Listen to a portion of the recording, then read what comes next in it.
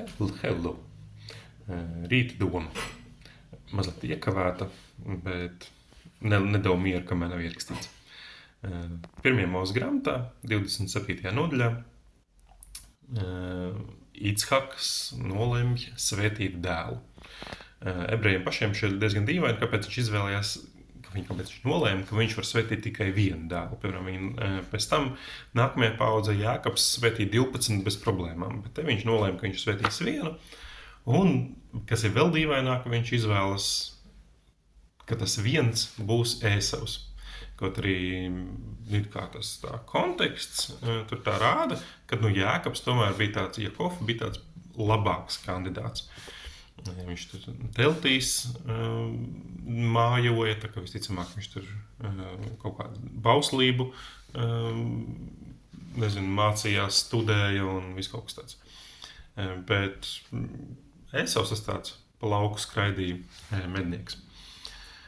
Un tad tā atbildes meklējumos ebreji gudrie sākuši salīdzināt, ar ko dažrās Ichaks no Ābrahāma.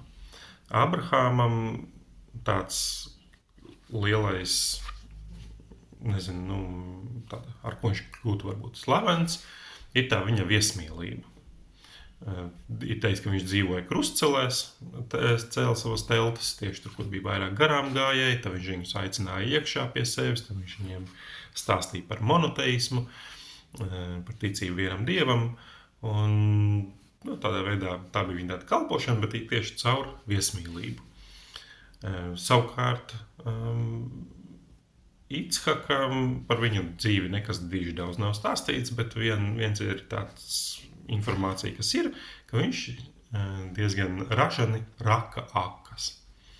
Un tad, ebreji gudrie skatās, kur tā, kā tas teiksim, ir iespaidojis viņu, varbūt, izvēles. Tad, ja tu esi viesmīlīgs, tad rezultātā visa slava tā kā paliek pie tevis un nevis pie tiem ciemiņiem. Jo vairāk tu esi viesmīlīgs, jo tu esi tāds lielāks, bet ciemiņi nāca, gāja un par viņiem tā īsti pat aizmirs.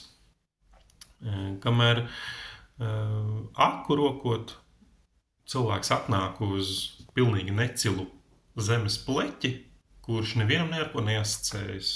Tas vienkārši tāda tukša vieta. Bet šis cilvēks ierauga potenciālu tajā vietā, un viņš sāk rakt.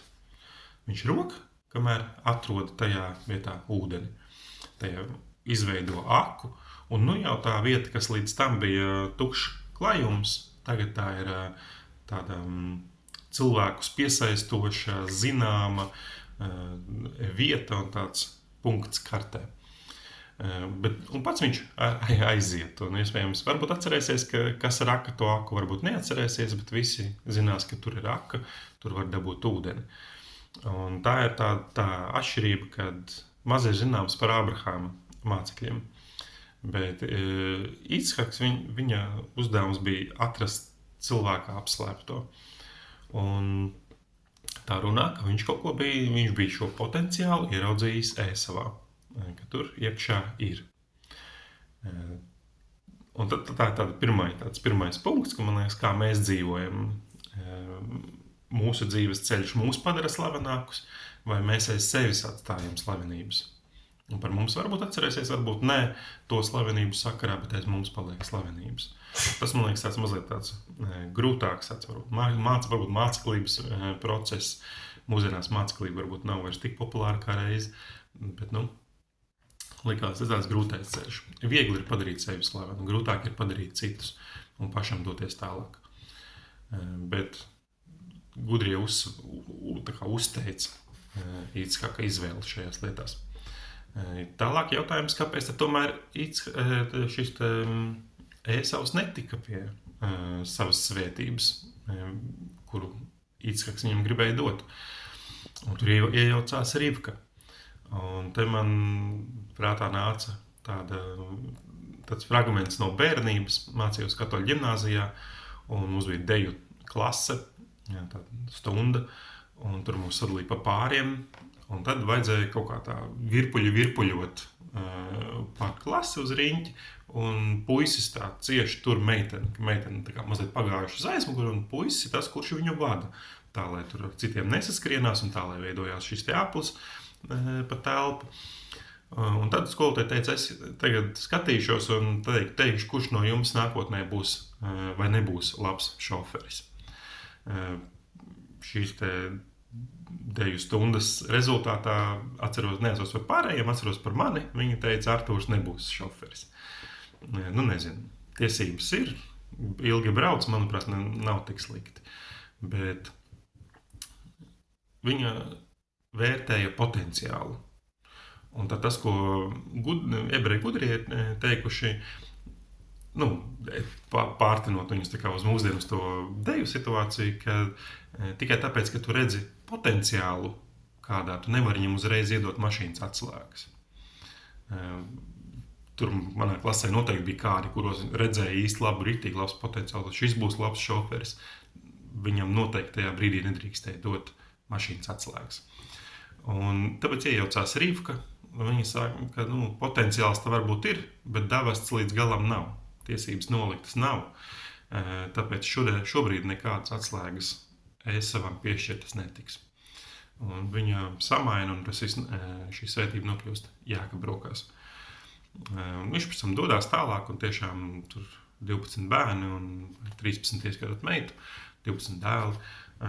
Un tad tauta tiešām no viņa izauga. Un tā otrā lieta būtu šī potenciāls nenozīmē mašīnas atslēgas. Bet vēl, man liekas, interesanti, ebreji redz kristīgo pasauli kā daļu, kā šo Ēsava varbūt mantinieku. Vai vēlāk viņu sauc par Edomu. Tad liekas, tā Ichaks Ēsavā redzēja potenciālu. Un tā es domāju, vai tad kristīgā pasaule šeit Ēsavā fiziskie vai garīgie mantinieki vai ir spējuši šo potenciālu atvērt vai nav. Es domāju, ka lielā mērā ir spējuši atvērt. Es domāju, bet varbūt tur vēl ir. Varbūt ir vēl kaut kas neatvērts. Varbūt ir tie ūdeņi, kas joprojām ir tur iekšā un kuri joprojām ir jāatrok. Par viņiem bija Icaks redzēja, viņš tur nojauta. Viņš bija pieredzējis cilvēks, pieredzējis akurācējis, zināja, kur jārok. Un es domāju, cik jau ir atrakts un cik vēl stāv priekšā. Tā tad rīt doma. Šalom, lai jauka nedēļa.